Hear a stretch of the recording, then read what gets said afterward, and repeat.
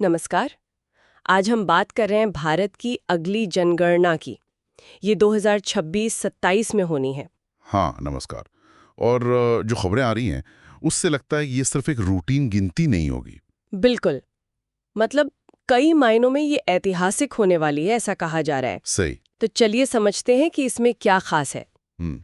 सबसे पहली बात तो ये है कि ये भारत की पहली पूरी तरह से डिजिटल जनगणना होगी। हाँ, ये बहुत बड़ा पॉइंट है। मतलब कोई कागज वगज नहीं, सब कुछ डिजिटल। हाँ, एक मोबाइल ऐप होगा और एक खास जनगणना पोर्टल।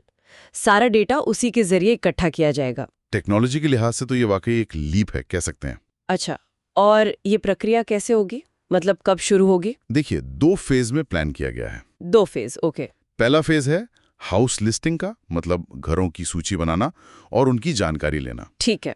वो जो हिमालयी क्षेत्र हैं वहाँ अक्टूबर 2026 से शुरू होगा। अच्छा, पहले पहाड़ी इलाकों में। हाँ, और बाकी पूरे देश में फिर मार्च 2027 से। ओके।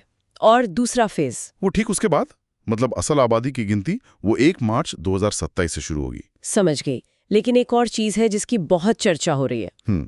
वो है जाति आधारित गणना। सुनने में आया कि 1931 के बाद पहली बार ऐसा हो रहा है। हाँ, ये बात बिल्कुल सही है। और ये शायद इस जनगणना का सबसे महत्वपूर्ण या कह लीजिए विवादास्पद पहलू भी हो सकता है। इसमें मतलब ओबीसी समेत सभी जातियों को गिना जाएगा? जी हाँ, योजना तो यही है।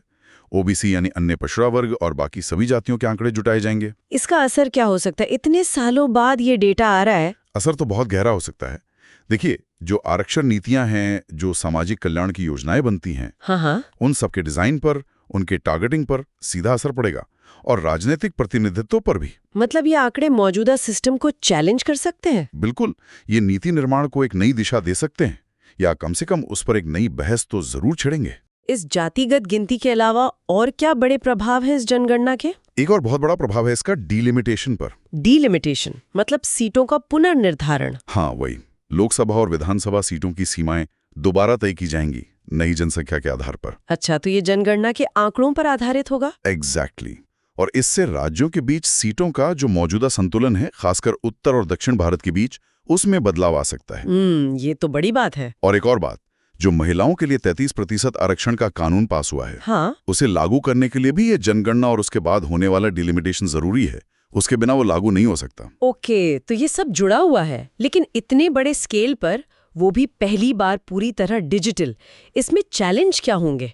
करीब 34 लाख कर्मचारी लगेंगे सुना है। हाँ, संख्या बहुत बड़ी है और चैलेंज भी कम नहीं है। सबसे पहला तो यही है कि इतने सारे कर्मचारियों को इस नई टेक्नोलॉजी की ट्रेनिंग देना, वो भी असरदार तरीके से। सही बात है। दूसरा, देश के हर कोने तक, दूर दराज के गांवों तक टेक्नोलॉजी की पहुंच और कनेक्टिविटी सुनिश्चित करना, ये अपने आप में एक बड़ा काम है। हाँ, कहीं नेट चलेगा, कहीं नहीं, ये सब दिक्कतें होंगी। बिल्कुल।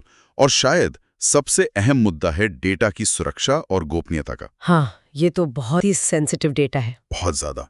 इतने सारे लोगों की व्यक्तिगत जानकारी, उसकी प्राइवेसी बनाए रखना, उसका गलत इस्तेमाल ना हो, ये सुनिश्चित करना, ये सबसे बड़ी चुनौती होगी।